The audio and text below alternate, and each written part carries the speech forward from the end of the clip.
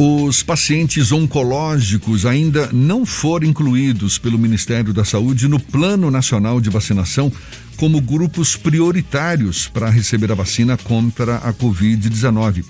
E isso mesmo sabendo que quem tem câncer é considerado parte do grupo de risco, já que o tratamento oncológico geralmente afeta o sistema imunológico do paciente.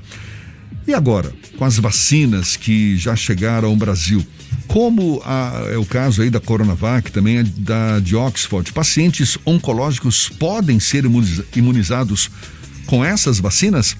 A gente fala mais sobre o assunto conversando agora com a médica oncologista do Núcleo de Oncologia da Bahia, da Oncoclínicas do Hospital Santa Isabel e presidente da Sociedade Brasileira de Oncologia Clínica, Clarissa Matias, nossa convidada. Seja bem-vinda. Bom dia, doutora Clarissa. Bom dia, como vai você? Prazer todo nosso tê-la mais uma vez conosco aqui, seja sempre bem-vinda. Existe alguma restrição em relação a essas vacinas já disponibilizadas contra a Covid-19 para pacientes oncológicos, doutora Clarissa?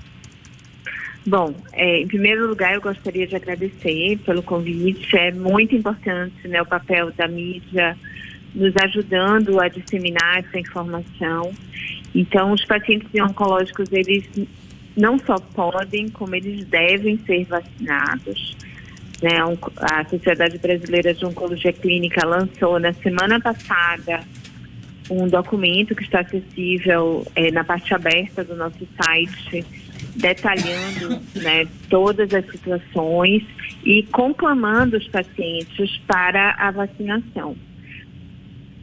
Dessas vacinas que já começam a ser disponibilizadas no mercado, a gente já conta com a Coronavac, a da Oxford possivelmente deve ser a segunda a começar a ser aplicada na população em geral, e as outras vacinas que mais cedo ou mais tarde também, quem sabe, vão acabar chegando ao Brasil.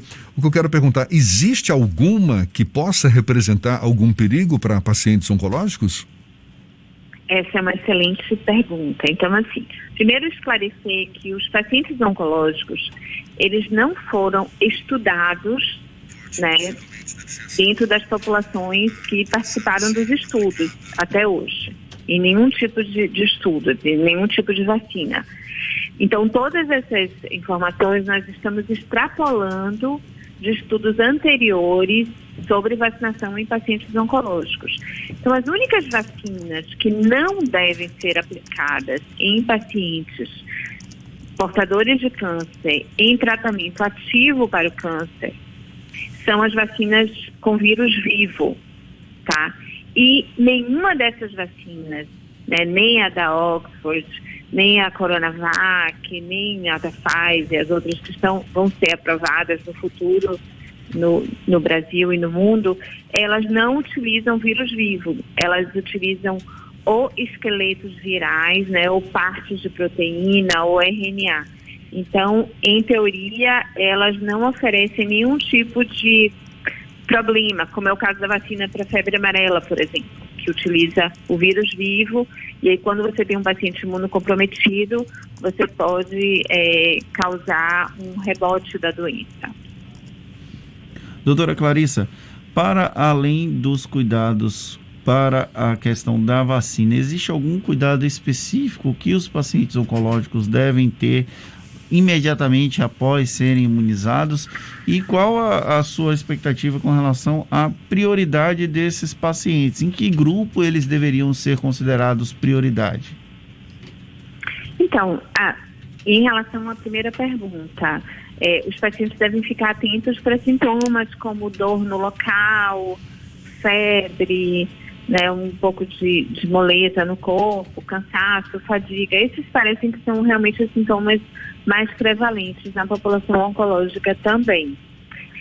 Em relação à pergunta sobre a priorização dos pacientes oncológicos, vários estados publicaram que os pacientes estariam no terceiro grupo de vacinação, né? Então, nós estamos realmente esperando que cheguem a cidades um número grande de vacinas para que a gente possa efetivamente vacinar nossos pacientes.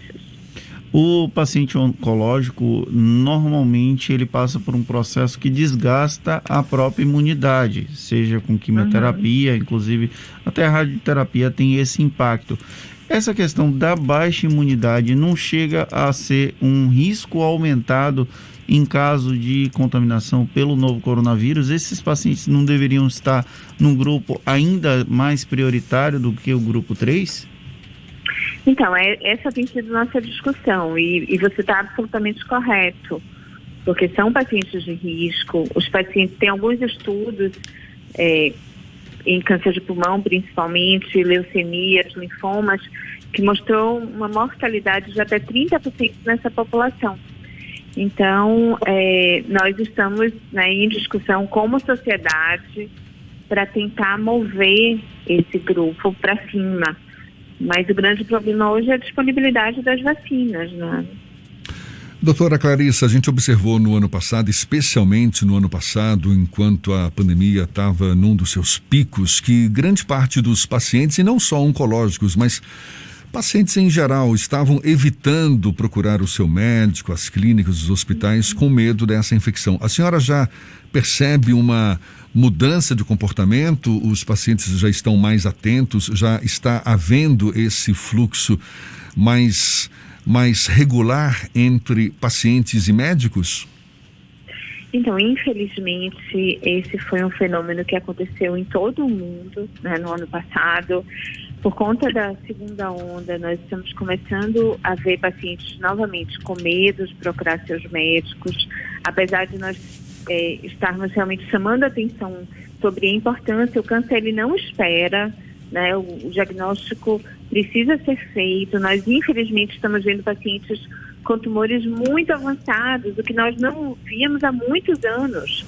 Então, pacientes com câncer de mama, com tumorações grandes, alguns pacientes já com doença metastática, tudo por conta da não realização de exames de rastreamento que devem ser feitos, né, anualmente, de acordo com os cronogramas.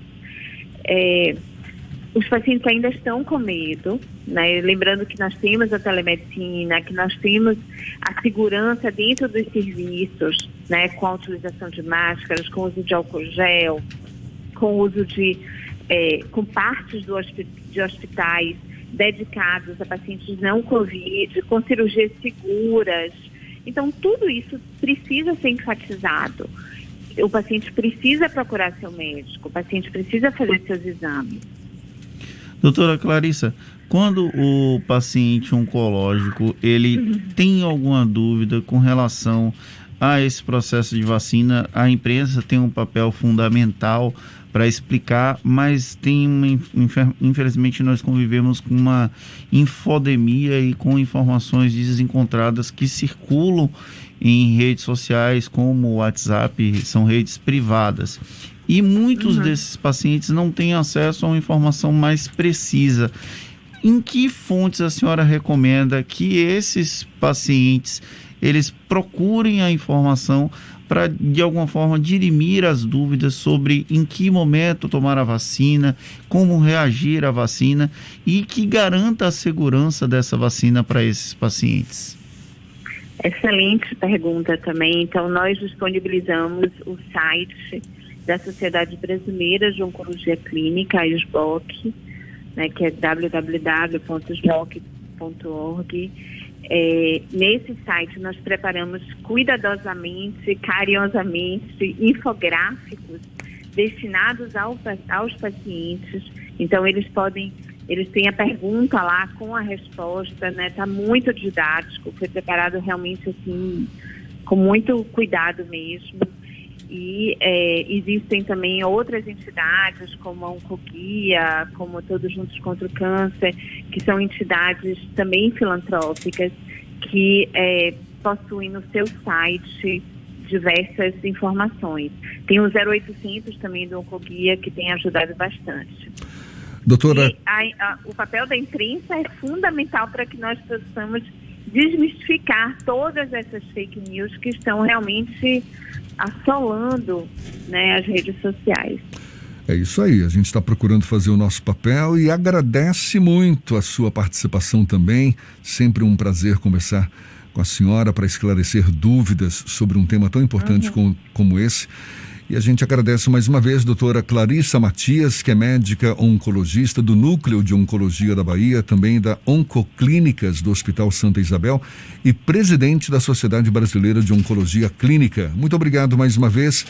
Seja sempre bem-vinda. Até uma próxima, doutora Clarissa. Conte conosco. Obrigada. Tchau. Agora, 8h41 na Tarde FM.